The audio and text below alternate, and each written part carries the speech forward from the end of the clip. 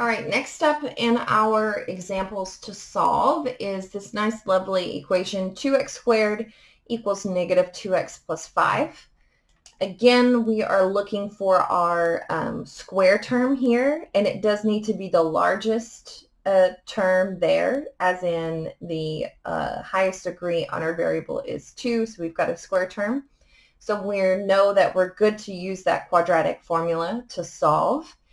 But unfortunately, we're not quite ready to solve because I do not have this in standard form.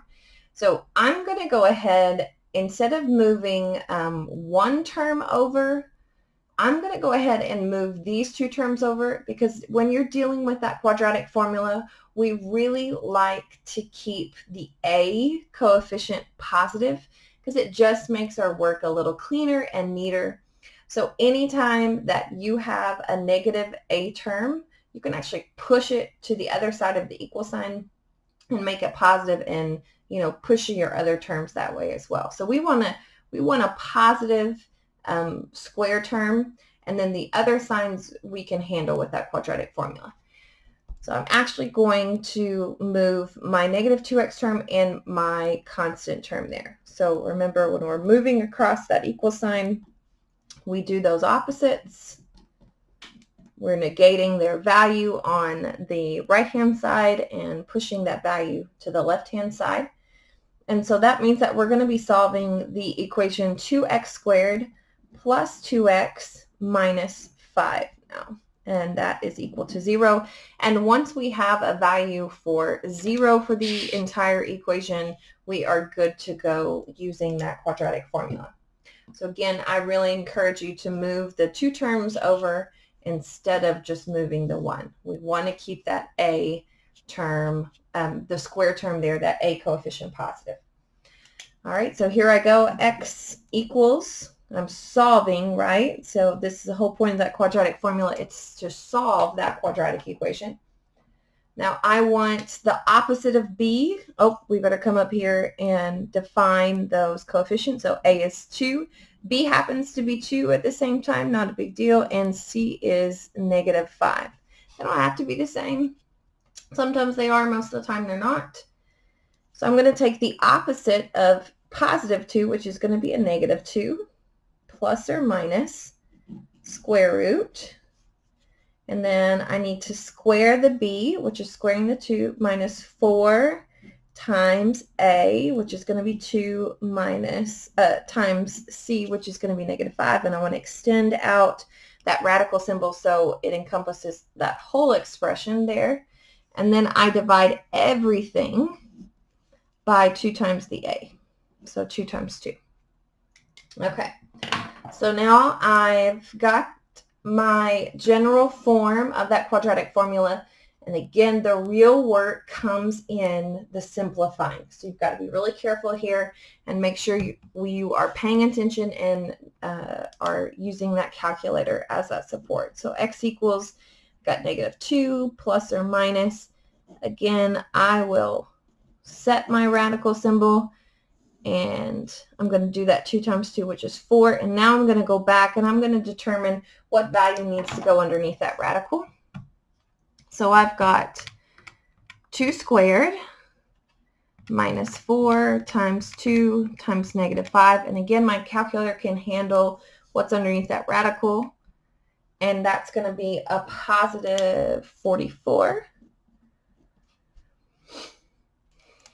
So now my job is, I've got this in reduced form, but I need to know, is it truly in simplified form like in the example before? So I'm going to actually evaluate that square root of 44, because at this point that's kind of sticking out like a sore thumb there. I'm thinking that probably is going to simplify. So I can use my calculator support there to do that. If you don't have one of these fancy calculators, then you're going to want to go back to one of those 6-3 videos talking about simplifying radicals by factoring. So square root of 44. So 2 square roots of 11. So I need to replace the square roots of 44 with 2 square roots of 11 in my work. So x equals negative 2 plus or minus So this is going to be 2 squares of 11 all over 4. And again, the question is, okay, now we have it in a reduced form, but is it in its most simplest form? And hopefully your mathematics senses are telling you that there is some reduction to be done. So specifically, we're looking at this 2, and this 4, because remember, I'm not going to be able to do anything with that 11 underneath that radical symbol, but I can with its coefficient. And we're going to pull from that dividing polynomials work that we did before. So remember, when you have a sum or a difference in the numerator and a single term in that denominator, you can actually separate that division out.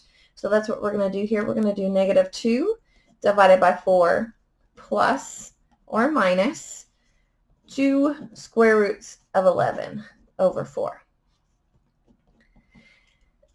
We can do that simplification in our head. If you still don't feel comfortable with that, don't be afraid to use that calculator as a support. So -2/4 will simplify to be -1/2. No shame in using that calculator to help you simplify.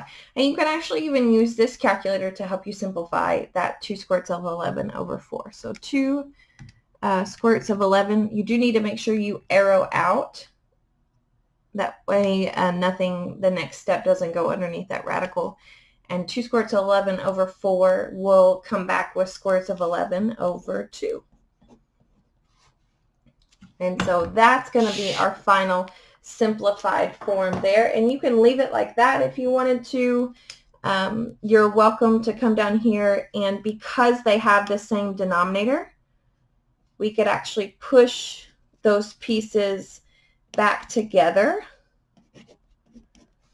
into one fraction. Again, the denominators agree, so we're allowed to do that if we wanted to. And as always, there are 2 solutions represented within this. There's -1 plus the square roots of 11 divided by 2, and there's the solution that says -1 minus square roots of 11 divided by 2. But your homework site can definitely handle this version of your answer if you want, or you could separate it out by the commas, your choice. All right, next example going to come at you.